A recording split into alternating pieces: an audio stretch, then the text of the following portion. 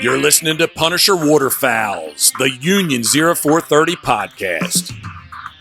Brought to you by Real Geese Decoys, the most technologically advanced silhouette decoy on the market. First Light, the best hunting gear on the planet. Go farther, stay longer. And Ducklander Calls, tradition, education, and quality. Built to hunt. Punisher Waterfowls The Refuge is presented by Quickcoys, the fastest deployable, most portable, lifelike motion decoy product ever invented for duck hunters. Hey everybody, this is Kyle Smock with Show Me Ducks, a proud sponsor of Punisher Waterfowls The Refuge this March at the Toronto Sportsman Show. Come check us out in the Refuge to see the Deep Diver 2.0, the Ice Quacker, and the Mini Quacker. Hey everybody, welcome back to the Union 0430 podcast. This is episode 215, and boy, do I have a treat for you tonight. We are going to get down to the nitty-gritty with Mr. Keith Beecham, or Beauchamp as I call him, and we'll talk about, I'll get into that, and we'll talk about that whole thing. But before we get started, I did want to take a chance to recognize the sponsors of the show, Real Geese, First Light Hunting Gear, and Ducklander Call. Without them, this would not be possible, and I wanted to thank them. And as well as always, the voice of the Union 0430 podcast, Captain Jeff Coates from Maryland and Pit Boss Waterfowl. Thank you so much. So, because this is a really cool podcast, Keith, and I'll tell you why, is because I would say I'm 80% American listeners, and then probably 20% Canadian, and that fluctuates, give and take, right? But for my Canadian listeners, they would have got a chuckle out of that, you know, Mr. Keith Beecham, but I call him Beauchamp, and they would got a good chuckle out of that. And for the Americans, and not all the Americans, but especially the ones that are outside of the great state of Louisiana, they would get it because up in Canada, the spelling of your name, we would say Beauchamp. But of course, you not living in Louisiana and up in the Illinois area, well, it's Beecham. And do you remember the first time we actually met? I think I do. Yeah. We met in the elevator in Baton Rouge. Yes, we did. And while I seen you, I knew who you were. You didn't know who I was, obviously.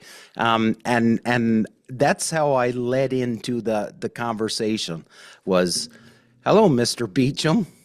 I'm Damien, but I'm going to call you Mr. Beauchamp from now on. And then we just carried on from there. So very, very long-winded intro, but thank you so much for coming on and carving some time out of your schedule. Oh, thanks for having me. I'm always glad to talk with any of the outdoor industry folks, and Punisher Waterfowls. We kind of got a little thing going here. We kind of like what you guys do, and we're really looking forward to coming up to Canada. Yeah, going to that Toronto Sportsman Show, and making a little footprint up there in Canada, and obviously being with you guys up there, sponsoring and kind of collaborating, so to speak, in that manner. We're excited. Yeah, absolutely, and that brings us into a great little discussion point, and that is Quickcoys, which I think we talked about your name and everything, but we didn't say anything about the fact that you are the owner of Quickcoys. So I'm all over the place. I'm stumbling now because I usually do that. I usually talk about the company right off the bat, but I don't usually have a story to talk about, a personal connection. So anyway, so Keith, for anybody that doesn't know, Keith is the owner of Quickcoys motion decoy system, and you would have seen this. It's all over social media, and I came across it on YouTube way back when, and then I met Keith, actually, Keith and your son-in-law, I met at the Delta Expo in Baton Rouge last summer. So, Keith, I want to thank you personally from Punisher Waterfowl and the refuge standpoint, because I sent out the information regarding the refuge, and you jumped on right away and said you wanted to be the title sponsor for the refuge for this year. So I can't believe I never ever asked you, but like why the Toronto Sportsman Show? Why Canada for Well, Quickcoys? there's a couple things. First of all, I've been going to Canada for years, but I usually go up there to go walleye fishing. To be Right. quite honest with you. I've been that. I have had the opportunity to travel to Manitoba and Mm-hmm. to hunt waterfowl. A lot of field hunting, some water hunting. Yep. And we are a business in really a bit of our infancy. To this year was only our third year. Yep. So of course, we go to trade shows, and I invented this product, and we're just a family-owned business. And so we go to trade shows, and I've got my son-in-law, and now I've got my son, my wife, and we go to the shows and set up our booths and talk to people on a very personal level. Mm-hmm. We're just a family-owned business. We came up with a great duck hunting idea. I've been duck hunting for 30 years, but every time we go to a show, we try to go a different spot and kind of make a little bit of a footprint, Right. hunters, um, like we were in Baton Rouge. So we made a footprint. We went down there and we had this show and we met a lot of great people and we made some retail connections and we made a lot of personal hunter connections down there. And when you do that, the word of mouth advertising and just the organic sort of growth that comes from that becomes very important to us. Now, last year we went to the NRA, Great American Outdoor Show in Pennsylvania. And so Mm-hmm. after we were up there, that was a very long show. It was about 12 days, a great show. It takes a lot out of you to pull a show off like that. But Yeah. we went up there, and of course, we met people from Pit Boss and from a number of other places that actually go to that show as well. And we kind of made a little footprint, if you will, in the Northeast. Mm-hmm. Bay, some New York hunters, Pennsylvania, New Jersey, a bunch of great guys up there. Some shout out to some of those friends up in that area. And so what we're trying to do at the infancy of this country is go to several different places. And when I saw the Toronto show, knowing you're up in all of that big water area, if you will, Mm-hmm. high population density for that area, Yes, sir. Canada is not, a lot of the populations are located in very discrete metropolitan type of areas. Yep. And so we really wanted to come up into that area and, like I say, make a footprint. Mm-hmm. And promote our company and talk to the good folks up in that area. We do have some hunters in Brunswick that contacted us over the years, and some other people in various places along Canada. We've sent a lot of units to Canada, and so we know there's interest there. And so Yep. what we want to do is let's concentrate some of that. And what better place to do it than the Toronto Sportsman Show? Yeah, no, and you brought up a couple points there, and I don't want to sound like I'm patronizing or insulting your intelligence or anything like that, but I'm glad to hear you say the things that you're saying, because it's a very, in my opinion, it's a very educated response. And what I mean by that is you understand that the Toronto Sportsman Show is it's a show that's happening in a very, very dense populated area. We're seeing about 50,000 people come through that show over the course of a weekend. And I think Toronto and that greater Toronto area, that it's somewhere around, I think, the 6th or 7th largest city in North America. So the amount of outdoors people that come through that show that you can, get your product in front of is amazing. And so when I'm trying to, I guess I need to say, I fully understand and I fully get it that the majority, 99.9% of all the waterfowl hunting products that I use all come from south of the border. So for me, and my goal to grow the refuge at the Toronto Sportsman Show, well, I need to pull in more brands from the United States. And sometimes, and I'm not saying this to be mean or anything, but I think sometimes people just they look at Canada and they're like, oh, it's just too far away and it's just too much money and stuff. And I try to explain, I'm like, we're not that far. Like there's, Donald Trump just said it a couple weeks ago where he said it's an imaginary line. And it really is. It's an imaginary line that's drawn across. And, for you, and you're in Illinois, so you're right on Lake Erie, and we share that lake. So, right, Lake Erie, Illinois, Or Lake Michigan. I mean, Lake like Mich, or the right? other like, we're in Michigan. But the for us being so centrally located, if we draw a 10-hour line, Mm-hmm. 10 hours, Yeah. and we take a compass from where I'm at and make a big circle 10 hours away, Mm-hmm. you're in the 10 hours. So if we can get anywhere in a day now, that being said, that's how we pull a trailer full of product and all of our Mm-hmm. backlighting and all of our wonderful promotional stuff with us, and it's a little bit of a production. It's nothing major. We're just, like I say, we're kind of a small business, but we pack everything up and head out. 10 hours, not that big of a deal when you really stop and think about it. Right. Not that I don't go farther, but to me, I don't care where you hunt ducks. Mm-hmm. As Yeah, of far course.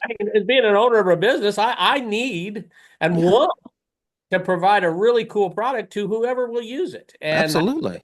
Canadian hunting brothers and sisters kind of take a look at it and go, "Hey, this might work here," and it will work there. It works everywhere I go, and we've sold these things all over the world. Believe it or not, we have interest in people calling us from New Zealand, from Australia, from Wow. the from Poland. We've sold these units in Italy, in France, in Ireland. So all these Wow. places that maybe you would only, thumb through Ramsey Russell's book and say, "Hey, Ramsey's Yeah. gets all these different places." All of a sudden, these places are contacting us about our product, and it's a lot of fun. We get to hear a lot of cool stories. But like I say, Canada from Central Illinois, not that Yeah. big. It's 11 hours to International Falls for me. It's not Yeah. that far to go up through Yep. Indiana, Michigan, on across to you guys in Toronto. And we're happy to do it. We're just delighted to do it. Yeah, no, and I appreciate it, and I do, and I love the fact that, you were so eager to jump on board, and you know, and calling a spade, like you're happy to jump on board and get up here, but the ultimate goal is, and you've said this, is you want your product in front of a new group of hunters, right? You're trying to establish a footprint in a new area that you haven't been in yet. So, when you come up to Canada, and I this is the feeling that I get, because a lot of times when I'm talking to people within the industry in the United States, it seems like the product is developed for a certain market in the United States, but you've developed something, and you've said it'll work anywhere. So when you come up to Toronto, and the first thing that someone's going to say to you, well, listen, it's cold up here. How are like, what's your spiel? Like, how are you going to be able to sell this to the Canadian customer? It's very, very simple. It is a motion decoy system that is the fastest deploying. Yeah. It is the most portable, and it is the most lifelike motion decoy system on the market, putting 5 decoys in motion in your spread for 5.5 hours on one simple setup that takes literally seconds. Right. And it doesn't matter. The system requires, we say it requires knee-deep water, but we have a few cheats, if you will, where Right. you can kind of cheat that a little bit. We do that just to kind of give a reference range for, Of course. Of course. but you can hunt it as deep as any lake. I've got guys that are hunting it on the Great Lakes. I've got them hunting it in the ocean. I've got them hunting it in Texas, in California, strip pits in Missouri and in Illinois. It will hunt anywhere as far as across the country. We've made everything out of stainless steel on there. All of the exterior metal is 316 marine grade stainless steel. So you can hunt it in salt water. Okay. I tell people, treat it just like you would any of your saltwater fishing gear. You go fishing in the saltwater. What do you do when you come home? You just rinse it all off with some fresh water, dry it out, and put it on the shelf. You do the same thing with ours. Yeah. What to put a drop of oil here or there on the motor that's in the saltwater, but nothing extraordinary. Right. A drop of oil here or there in the motor, it's fine.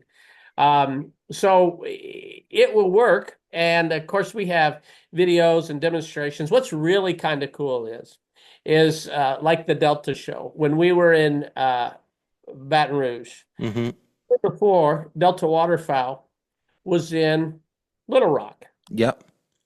Now, this year when I went to Baton Rouge, the year before in Little Rock, we sold over 100. I can't even tell you. We sold a ton of in Little Rock. And this year, people were coming to the Baton Rouge who had our product and bought our product the year before, came to us. Some of them came into the into the convention hall. Yeah. And looking for us. I vividly remember one guy walked in the door and I watched him and he saw me and he started walking straight at me. Yeah. And when somebody's focused on walking straight at you, you're not exactly sure you're holding. Yeah. He had nice things on his mind, Yeah. Kind of easy. He looked right at me, and when I saw him walking towards me and staring at me, I knew he was looking for me. But he came up to me and said, "Let me tell you my Quickcoys story." And we get a lot of those sorts of things. And they were all very, very positive. Actually, this gentleman, and we have this video on YouTube, he had forgotten all of their decoys. He had taken his son and another man out, and they got to their boat, and they got up into the swamp all the way up there and go, "We forgot all of our decoys. Only thing we have left is our Quickcoys." And he said, "We're going to put them out." And they put 2 Quickcoys out and they shot all their ducks. And he came up and thanked me and said, I tried to tell my son and this guy this is going to work. And they said, "This isn't going to work. It's going to all by itself." And we sometimes advertise Quickcoys. We're in the DU magazine and one of our slogans, if you will, is this: Quickcoys, it's all you need. And for that day and for that group of guys, it was all they needed. They really did believe that. And as the season goes along and those ducks look at those great big huge spreads of 200, 300, 400, 500 ducks and 400 different kinds of motions, sometimes, and everyone who knows this, they talk about, well, towards the end of the season, I just throw out a half a dozen decoys, or I just throw out a dozen and I get on a pond or a little cut somewhere that looks really safe to them. Well, guess what? I believe personally that if ducks can pattern from negative stimuli, in other words, they fly over those 200 duck spreads with all of that whirly gigs going on and splashing, and they get shot at a bunch of times. Honestly believe that those ducks, when they do fly into a little isolated pond or a little cove where there's only 4, 5, 6 little ducks swimming around, and they land there and they figure out that that's safe, I believe that ducks can pattern on positive reinforcement. Absolutely they can. And so when you put a Quickcoys out and it's got 5 ducks on there and every one of them are swimming all by themselves, and we say it's all you need, it really is all you need, particularly in that situation. No, I agree with you 100%. And we've heard, especially, in the area that I do the majority of my hunting, we don't see the numbers of ducks with regards to the numbers of Canadas, right? So we see a ton of Canadas. So we always talk about educating birds up here, right? And you've got to switch stuff up. You can't always go with the same thing. So I agree with you 110% with regards to the birds patterning patterning on a positive thing, and sometimes the easy way or the simplest way is the right way, and especially if you're in a high pressured area where there is a lot of hunting pressure. They know, Yeah. like their entire existence revolves around survival. So if they see something and they get shot at, yeah, that's going to leave a print of mark on them. And then if they see that, like you said, that little area that seems safe with only six, 10 decoys out, yeah, chances are they will, as long as and as long as you're hidden, right? Because that's always the trick as well. You're right. In fact, I'm sometimes surprised, in areas, and that being hidden. You know, Yeah. I was just in Oklahoma, and we had two great days, but of hunting, and a wonderful time down there. But the second day, there was a little bit of our blind with the way the sun was hitting it that we could not, and we could tell, and Oh yeah. much, but those ducks could tell. And the hide and the cover, unbelievable amount of difference when you do it right. You know what I'm Oh, saying? I like 100%. using the shade of a tree. I like using the shade of the weeds. I like to cover up with anything from oak brush to grass. Get behind a tree, whatever you got to do. Absolutely. But that sun shining on faces, that moon face sticking out up that blind, looking up, all of those sorts of things, man. And we've all done it. I Oh mean, yeah. Yeah. you start Oh, out in this business and you say, "Oh, how hard could this duck hunting be?" And if you haven't had somebody show you, and you go out there, pretty soon you realize it's got a few more tricks than what you realize. absolutely. But you know, with all that being said, with the and I know that the duck hunting numbers or the number of hunters is continually decreasing, right? And we know this, and because the science tells us this. But with that, I also, this could be contradictory, but I also think that the pressure on ducks is higher now than what they were, let's say, 30 years ago, because we have so many, social media has opened it up to a little bit more, and it's become a little bit more widespread, and people want to be at it. I know the numbers are still down that are buying the stamps and stuff like that. So we have I think more pressure. We don't have more hunters, we just have more pressure. So again, and I've talked about this a number of times on this show, where duck hunters are some of the most innovative people that are in the hunting world. And I'm not taking anything away from turkey and deer and big game and all of that. I'm not. And I know they have their place where they're being inventive too. But if you look at a duck hunter, and if you've spent any time chasing these little buggers, you know that it's not just a one trick. It can't. So Quickcoys. Hey, listen, Quickcoys is a great product, but and you just said it. You can't rely just on Quickcoys alone. There's more to it than the Quickcoys is. This is the way that I used to explain motion decoys to people. And people used to say, well, they work or they don't work or whatever. And I'm like, it depends on what you consider working. So It's for one of me, those tools in your arsenal. It's just a tool. It's like absolutely. it's a consideration, Yeah, just like whether or not what camo color, what camo pattern, absolutely.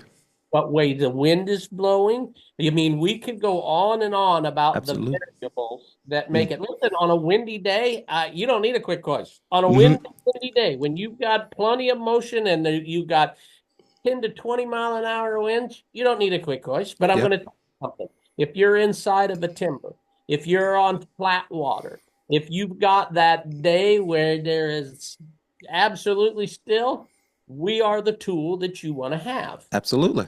Um, Absolutely.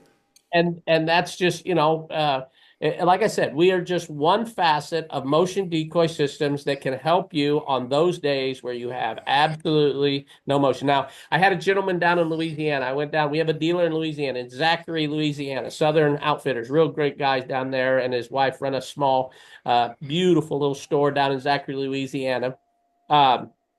And while I was there, I went down. I do this for many of our dealers. I'll go if they have a special event, and I'll go rep the product there and sell the product for them and talk to hunters. I just like to do that.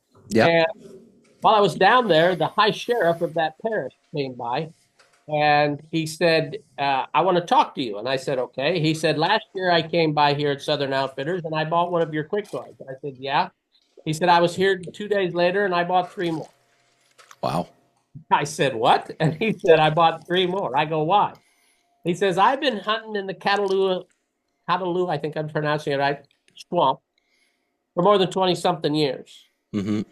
Said, when in that swamp area where them trees are and all that cypress tree where there's no wind, he said, "I've never seen ducks turn when they saw that motion of the Quickcoys and come straight in. They usually circle over that canopy 2 or 3 times." He said, "But with your product, because they look like they are really swimming in Yep. an area that never has wind, Mm-hmm. hesitation." Right. And But and if you're in a windy situation, that's not going to be the case. You but understand? yeah, but then the other thing, Keith, and this is the one thing that I like to do personally is I like to be different than everybody else. S- Do you know what I mean? So like instead of everybody having the exact same composition, I like to be a little bit different, and I do think that if you are a little bit different, you're setting yourself up for success as opposed to the people that are all doing the same thing. Absolutely. Absolutely. As a matter of fact, I have a gentleman who puts geese on his. Okay. Now, ducks That. fly with geese all the time. Ducks Yep. land with geese all the time. Yep. Ducks have geese all the time, and particularly in Canada. When I Yep. was in Canada hunting them, the geese on the lake were over here, and the ducks were here. When the geese flew, the ducks flew right behind. I mean, Yep. that's how it all happened when I was up there. And I'm not saying Yep. that happens all the time, but certainly they do key off of one another. Mm-hmm. And 100% they so do. I've got guys in Nebraska that are putting geese on their Quickcoys, killing geese on them. I had guys who were killing geese while they had ducks on their Quickcoys that were trying to land by them. And I've Wow. had guys who killed ducks with geese on their Quickcoys. So, being a little different. Who hasn't set a duck spread up and just put a half a dozen geese off to the side? 100%. Well, one of the common things that we talk about up here is that first off, hunting geese on water, in my opinion, is one of the hardest things you will ever do.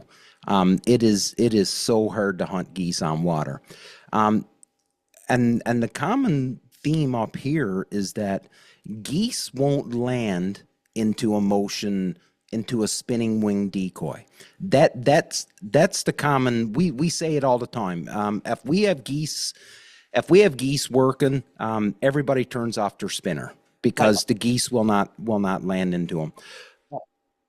But I am very curious now that you brought this up. Oh, they will land with swimming geese. I promise you they will land. I am very curious to see this now, and I spend.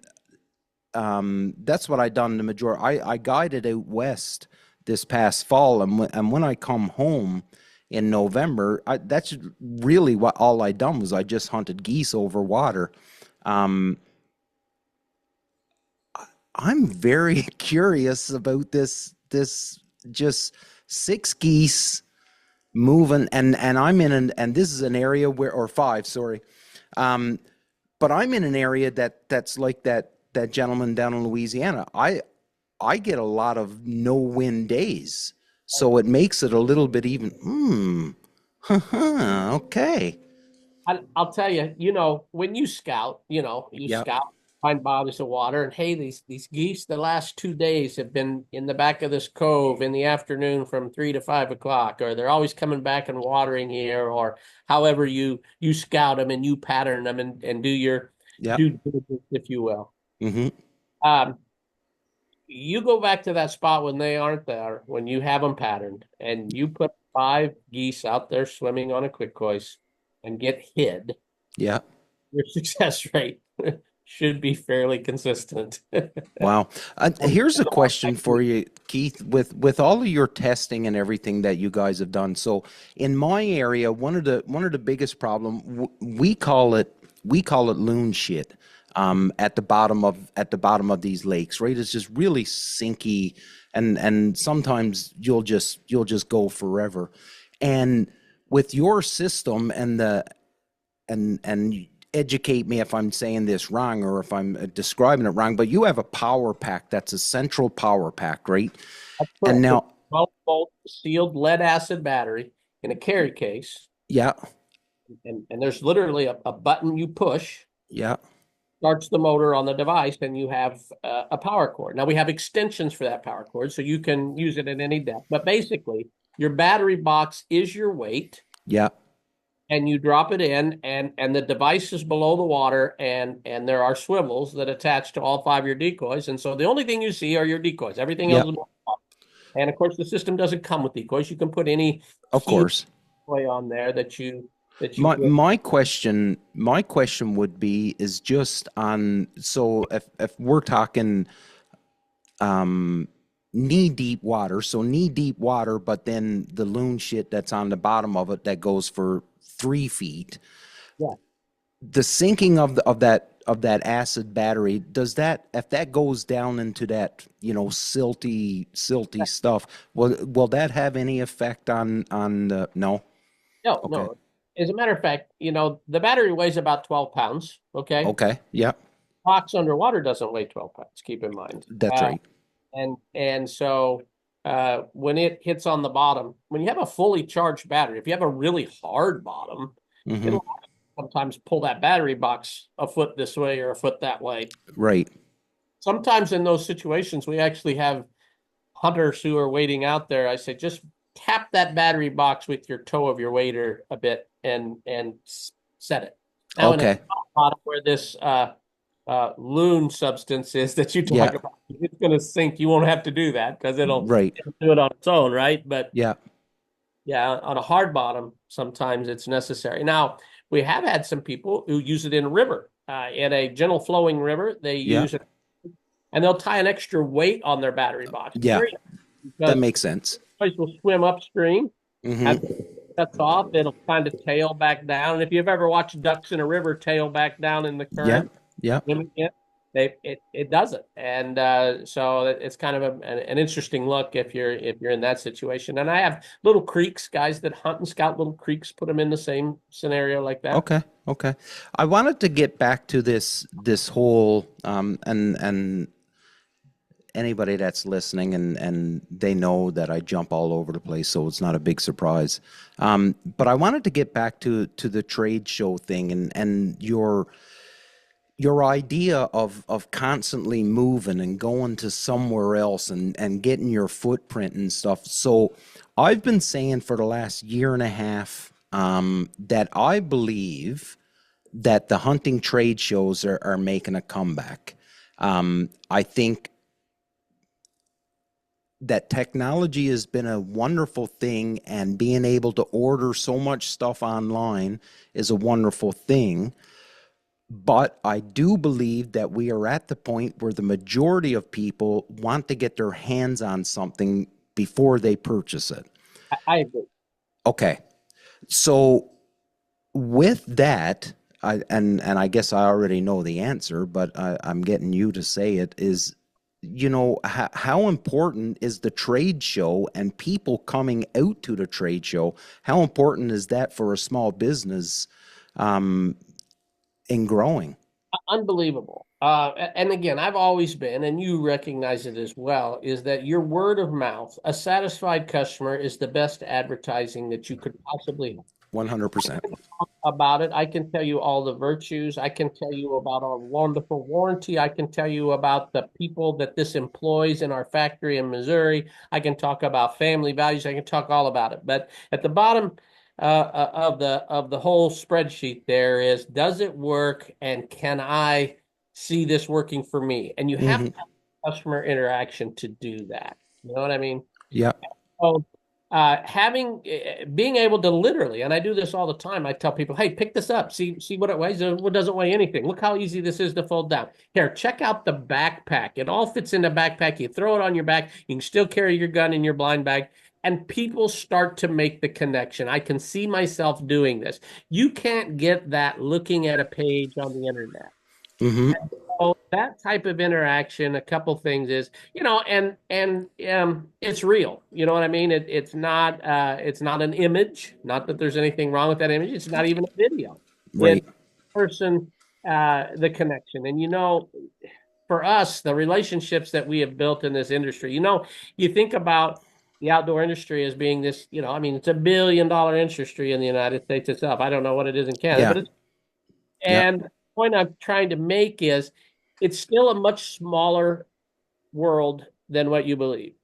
100%. And so as such, I understand, and you can, our customers, when you dial our 800 number, guess what? It rings to my phone. Right. Yeah. Info at Quickcoys, it comes to the computer that you're talking to me on right now, right? Yeah.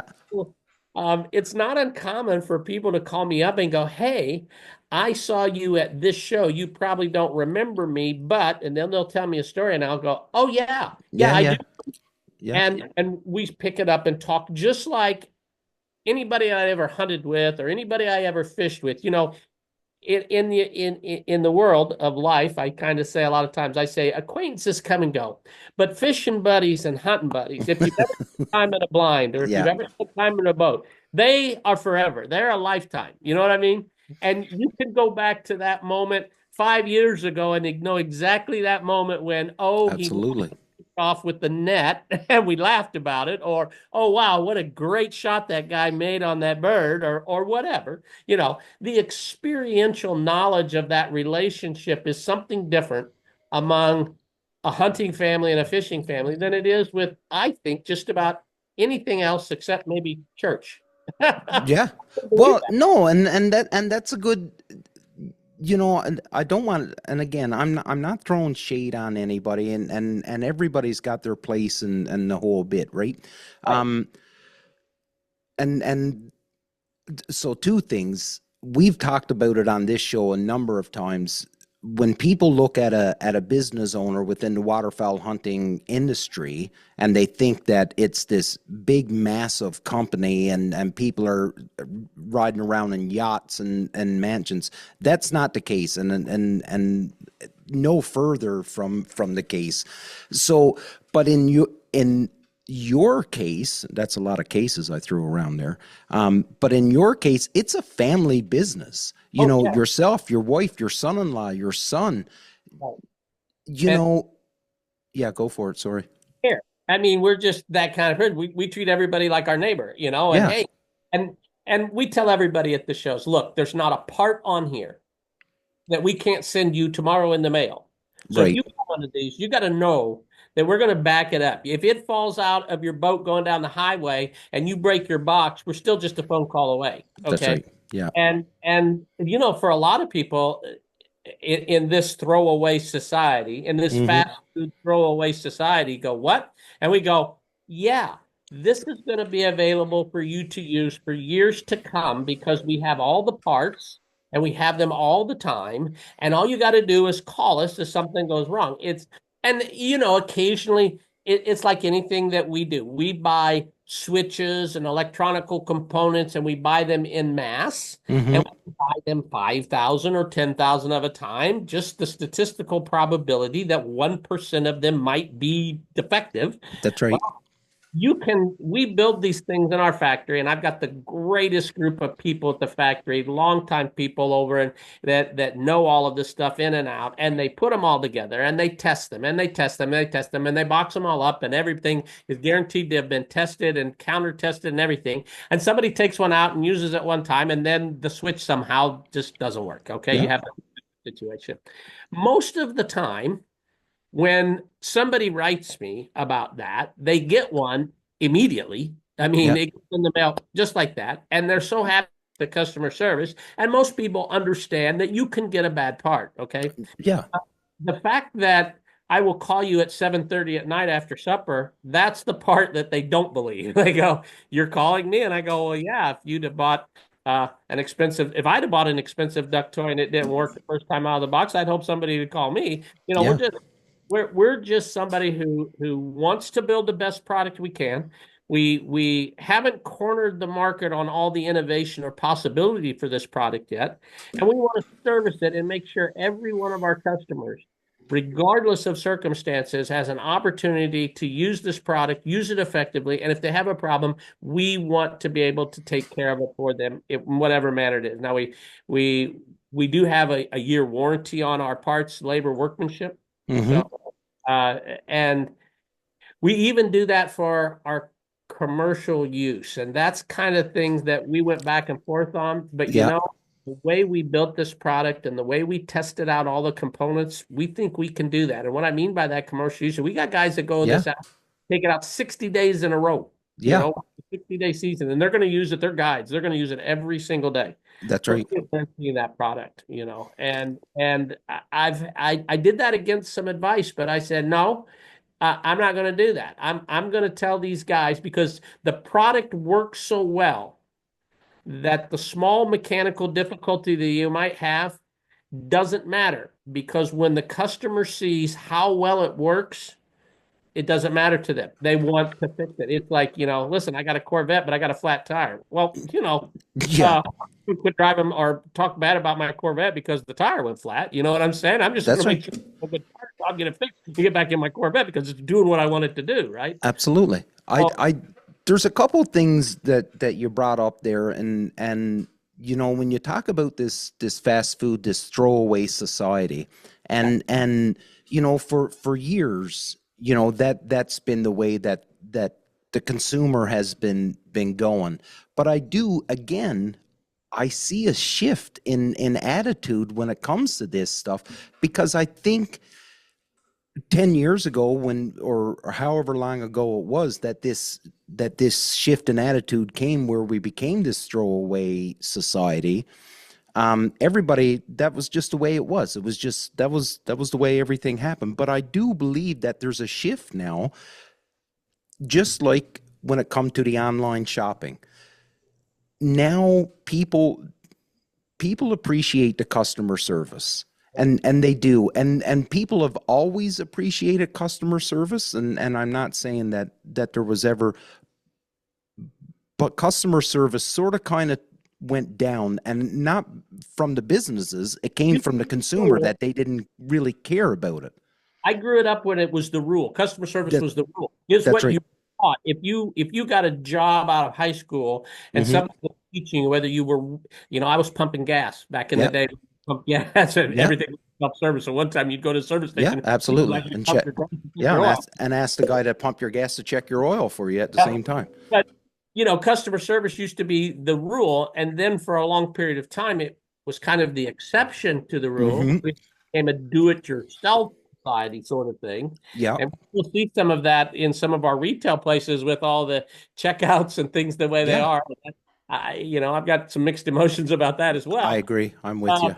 However, if you are the owner of the company, you're not a huge corporation like the big chain stores and that sort of thing. You can't afford to allow for any dissatisfaction if you can help it. Now, everyone knows that sometimes somewhere along the line, you're just not going to see the eye to eye with a customer. And we haven't had very many of those at all. We're very fortunate. But even though that's the case, we try to bend over backwards and satisfy them. So, because we've all got to sleep at night. And at the end of the day, if I said, hey, I've done the very best I could for that person, and sometimes, most all the time, it works out. Well, you get a rare occasion where it doesn't. But the point I'm making is, as a small business, you can't afford to neglect that customer service. Big corporations, a lot of times, I'm not saying they don't care. It just doesn't seem to be as much of a rule as you understand what I'm saying? Yeah, no, I do. I totally get it. And I think, just talking with the people that I talk to, and even myself, I'm a consumer. I've got to go out and buy my stuff just like anybody else. So when I can, if I can call you up and say, hey, listen, I broke this, or this stopped working, or whatever the case is, if I can call you up and I don't have to. So here's the biggest thing for me. If I've got to go to a website and I've got to go to contact us and I've got to fill out a form and then wait 3 to 6 business days for someone to get back to me. Yeah. And that's not my idea of customer service. And I understand for some businesses, that's the way it's got to be, because they're monstrous and they can't have somebody calling a phone number because someone. That doesn't help. That doesn't help a duck hunter in the middle of the season. Absolutely not. Oh, we've got this window of, we got 60 days here, 60 days there, and it kind of rolls from Canada and the northern tiers to the middle section down to the south. So really, you got maybe 90 to 120 days where you're actually working through everyone's duck season, if you will. So one of the things that we've done is we've actually have a troubleshooting checklist, and we have a video that you can get on YouTube, and you can say, if you have a mechanical issue, hey, something's nice. Yeah. Okay. It's very simple. Our system's very simple. It has a circuit. I mean, there's a battery switch, there's a fuse, there's a controller, and there's a motor. There's not really a lot of high-tech science here. So all we have to do is isolate each and every one of those things. And we have a video where if somebody types it up and said, hey, my Quickcoys quit working today. Okay, what do you think it is? And when they say, well, I'm not sure if it's the motor or the switch. Okay, here's this troubleshooting checklist we have, and we have a companion YouTube video. Go look at these things, and if you can isolate it and tell me tomorrow, I'll put that part in the mail for you. That's amazing. That's amazing, and it goes to show, the customer service, but it also shows the simplicity of the product too, right? And that's not a dig. That's just. No. But keeping it simple, like we talked about before. Some complexity causes complex problems. Absolutely. Okay? So simplicity has simple problems, and I'd rather do with simple problems than complex ones. Okay. Yeah, 100%. I wanted to. The thing about our customer service is the fact that not everybody is mechanically inclined. Let's say there's a lot of guys out there who that's not really in their wheelhouse. They're not the auto shop guys. They're not the guys that go out to a workbench and do everything. That's not in their wheelhouse. Maybe they weren't raised that way, and that's fine. They still like to hunt ducks, and they still have the product. Guess what we do for them? If they can't or don't want to troubleshoot it, and it's in the first year of ownership, we actually will send them a prepaid label for them to send it back, and we'll fix it the day we get it and turn it back around to them. Wow. That's our customer service. So, you're not going to send it to a service center somewhere. Right. What you're going to do is you're going to send it right back to our factory. We're going to go through it, fix it, and get it right back out to you. Usually from the day we receive it, it's that day or the following day we fix it and get it back in the UPS to the mail. Wow. Turn it around. And that's again, customer service. That's what it's about. Here's a question for you, and this is something that I see. I spend a fair amount of time on social media and going through all the duck club forums and chat groups and all this stuff. And one thing I see a lot of times is a customer will buy a product, and like you said, right, there is the 1% chance that taking it out of the box and the first time you use it, something doesn't work or something broke on shipping or whatever. And one thing I've noticed is that people will jump on social media and they'll start saying, "Well, I bought this and it's broke. It's a piece of junk and all of this stuff." But yet they haven't taken the time to contact the business or the company to say, "Hey, listen, it showed up like this. Like, I promise you, I didn't break it myself. This is the way it is." But instead of calling the company and talking to them and coming up with a resolution, they'll just go to social media and bash the company. And I'm just wondering, because I see it, and I'm just wondering if you've had to deal with that, or Couple of because it. of, sorry? We've had a couple of those instances, and um and I try to tell these people, and I tell people out there when I'm showing our product, I go, look, we're a family-owned business. We don't survive by ripping people off. That's Yeah, not what we're trying to do here, yeah, okay? yeah, We're duck hunters. We love the sport. And yeah. we know what it means to each and every one of the people that would spend their hard-earned money on our product. Mm-hmm. The sport means. That's right. So if you have a problem, I always tell people, if you like what we have, tell a friend. But if you don't like something, tell me. Let Yeah, me right, okay? We're not trying to take advantage of anybody. We want the product to work for you. And if you will give it a fair chance, yeah, and the issue, it's not so much whether or not you have an issue. I can fix any of it, okay? That's really right. the problem. But you got to give me the opportunity. Yeah, absolutely. Yeah, at least give me the opportunity.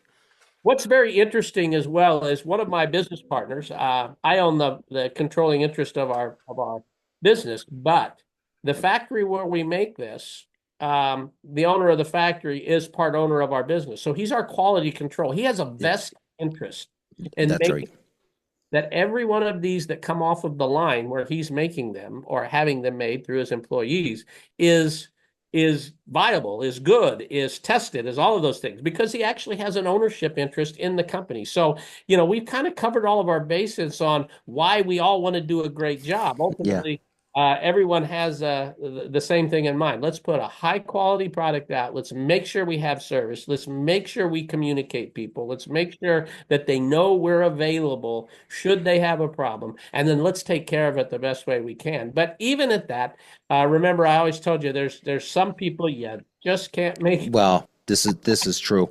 We Um, all ran into them, but we do the best we can. Again, we all have to sleep at night, and at the end of the day, we're gonna do whatever we have to kind of satisfy those customers, even the difficult ones. But again, we want everyone's duck hunting experience to be enhanced. yeah, And certainly, any kind of dismay or disappointment, although I'm not invalidating the fact that if you had something that didn't work, it was disappointing. Let us fix it for you, though. yeah. No, that's it. Because we'll do it. Yeah, no, that's a great way, and I like the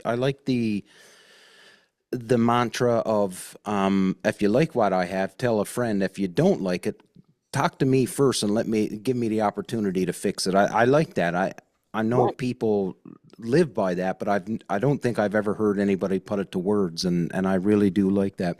Um, I don't know if this is a question I can ask you, so you can totally blow over this if you want.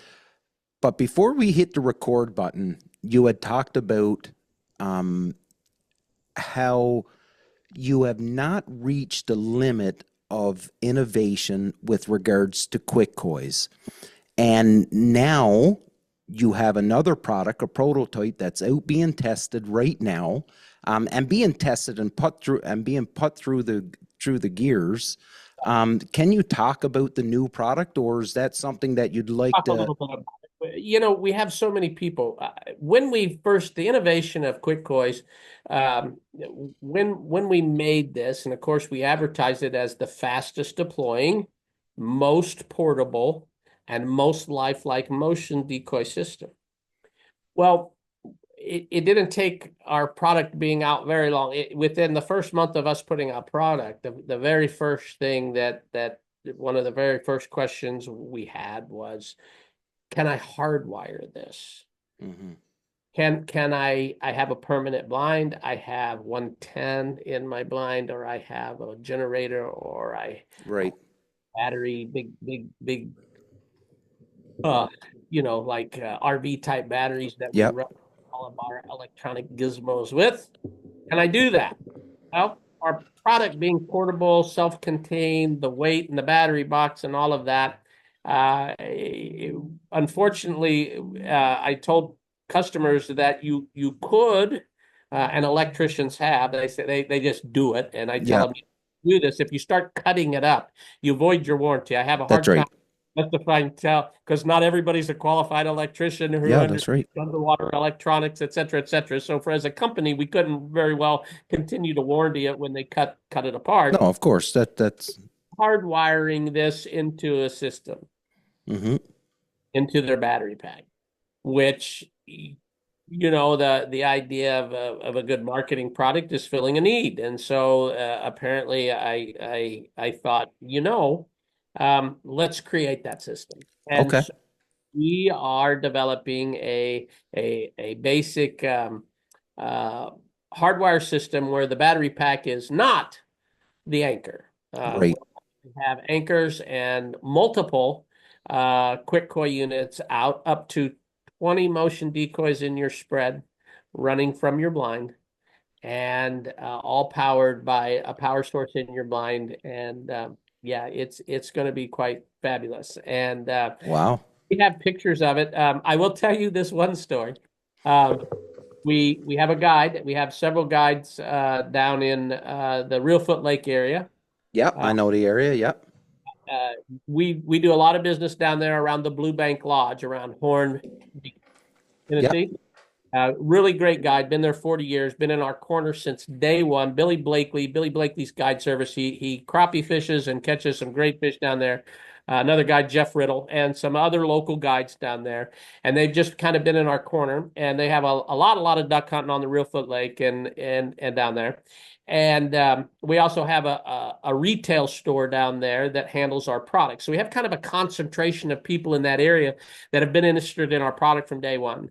And Final Flight is Yeah. a store down there that handles our product for those folks in Tennessee who may be listening. And the Powers family have been very kind and carried our product down there as well. So we took several of our prototypes down there and we were asking them, hey, we would like for you guys to use this product here for the remainder of the season for about a month, set it out. Tell us what you like, what you don't like, what's the weaknesses, what's the strengths, what would you change, all of those things that you want to do prior to launching a product, okay? And so we have several systems down there, about 5 of them. And a young man by the name of Cameron Bailey is using one of ours. He's another guide in that area. And he called me up the day after, or 2 days afterwards, and said, I set your your hardwire system. I had clients in the blind. And I went out and set it out in the boat. And before I could get back into the blind, or I pulled my boat around as I had already set it, and they set them to operating. Before I could get actually back in the blind, my clients were already shooting ducks over your hardwire system. So I think it works really well. Yeah. Yeah. Hey. And, well, that may be a little bit of an outlier, but I appreciated the vote of confidence as far as the effectiveness. Certainly, the motion on the water is going to help, but the way it's configured is really the Right. test point that we have them wanting to utilize. And so that unit is hopefully, if all things go well and we get the kind of feedback that I think we're going to get, should be available next September as well for Quickcoys. So that'll be our second product launch. We have several product innovations that and new things coming along. We're always modifying even our current product. We've made several changes. We've changed some motor design, small little things that seem little but really have offset some problems for some of our customers. And so yeah, we're all the time wanting to improve it. So we haven't cornered the market on that innovation as far as our current product and our new product. So we're all the time, we're welcoming constructive criticism. We get some of our best ideas from duck hunters. I mean, Well, hey, have you ever thought about this? And we go, wow. And it's yeah, just because duck hunters hunt in so many different venues and in that's so right. many different scenarios. And it's a different set of eyes looking at it. and in different circumstances. That's Yeah. not going to work where I'm at. And I go, well, why not? And then they tell me, Yeah. Um, well, before we hit the record button, I said to you that, I believe a lot of companies, a lot of businesses that develop products, I do believe that a lot of them think this way, but I've never heard anybody come out and actually say it and have it on their website as part of their mission statement and the whole bit. And you say, like, through constructive criticism, you will build this and continue to innovate and continue to build on the product that you want. And you're Why would welcome. not, though? I mean, as a company, why wouldn't we want to fill Absolutely, absolutely. the level of what our customer base is asking? I mean, really, you're filling the need as they see it. Now, some of them are as practical as others, and I wish I could act on all of them, but Right, if we can get it done, if it makes sense, if it makes some sense for um, once in a while, certain things are cost prohibitive. I mean, there's right. things that enter Of in, course. and when you have a system, what's really amazing is when you have a system and you change you change one thing, okay, up and down the line, there's a reverberation effect Of course. Of that goes course. on the entire thing. So it's really it may seem simple sometimes, but when you stop, whether it's in operation or whether it's in construction or even if it's in packaging, we thought about, well, this could be a little bigger, and then all of a sudden your packaging design is shot because you Right. something just a tad different. You go, oh, we never thought about. It's amazing the things you learn along the way. This is not my first job, right? Right. No, but that's an important thing and something and I'm guilty of it that I wouldn't have, you say it and it makes total sense to me, but I just wouldn't have thought about it. But you know, we live in a society today where everybody is trying to max out every dollar that they have when it comes to spending. And Lord knows that shipping and all of that stuff is getting more expensive every day. And when you do make that little change, and even if it's only a 5 cent relay switch, but that the reverberations on the product line, it could cause who knows what in the size of the packaging. And then the customer, it's more than a 5 cent relay switch now, because now it's $3 extra in shipping because the package is bigger. And it's just it causes forms of chaos that you haven't thought about. Yeah, I could just imagine. Listen, we're getting close on to our time, Keith, and I wanted to end the show with a couple things. So first off, the 13th to the 16th of March, you're going to be in Toronto at the Refuge, and you are going to be on the stage, and you're going to be doing a little bit of product talking, and you're going to get up and people, if people are a little bit too shy or you're busy at your booth and they can't get in to actually talk to you face to face at the booth, you are going to be on the stage and you're going to give a product demonstration and the whole bit.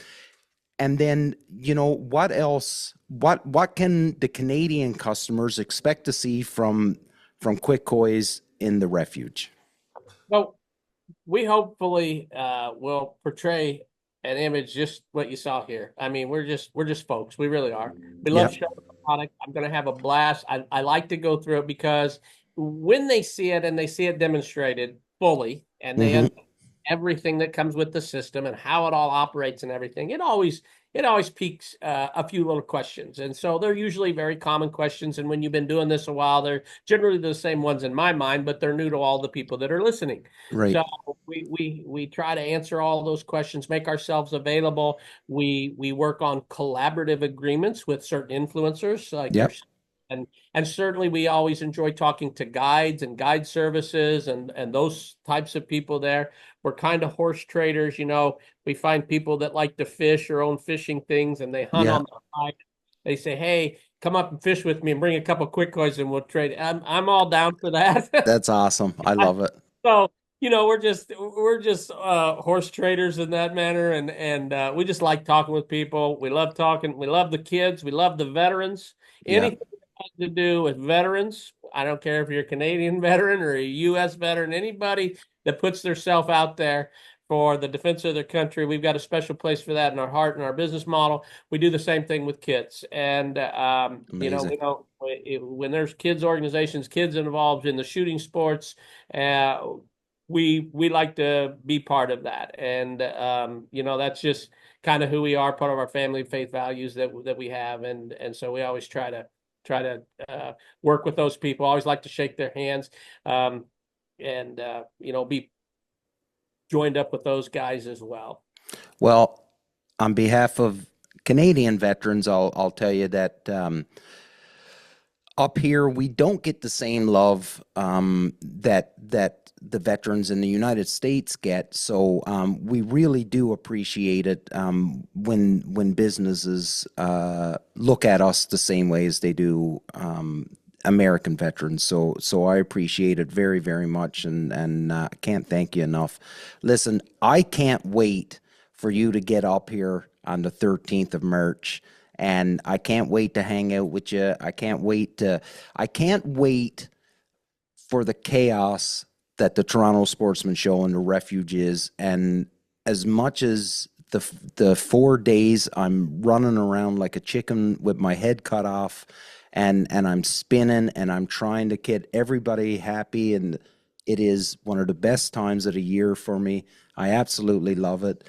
And to be able to say that, Quickcoys is the title sponsors and the very first titled sponsor. We've never ever done a title sponsor for the Refuge before, and you're the very first.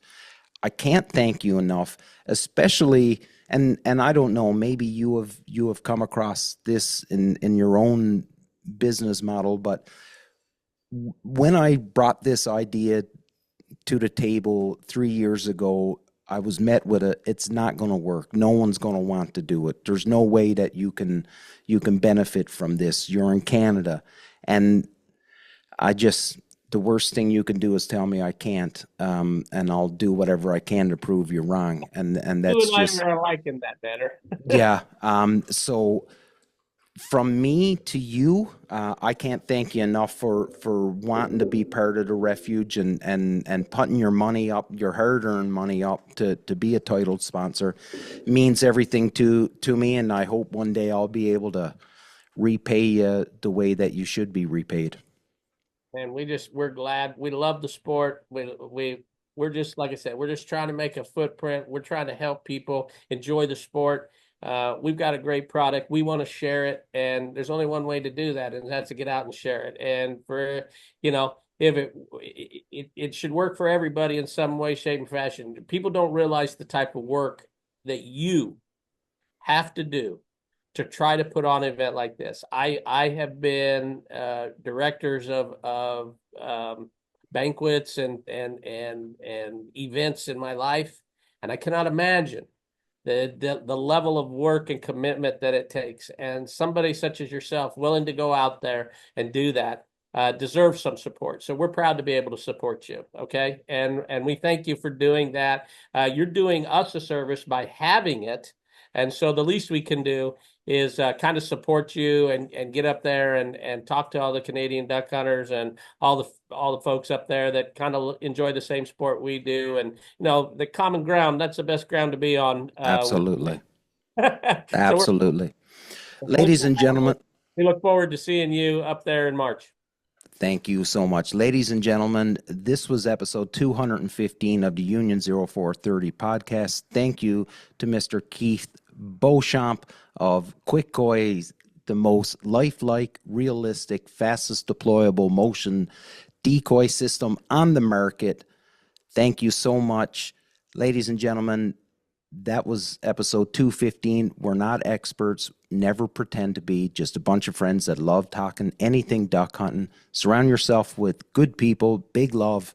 Until next time.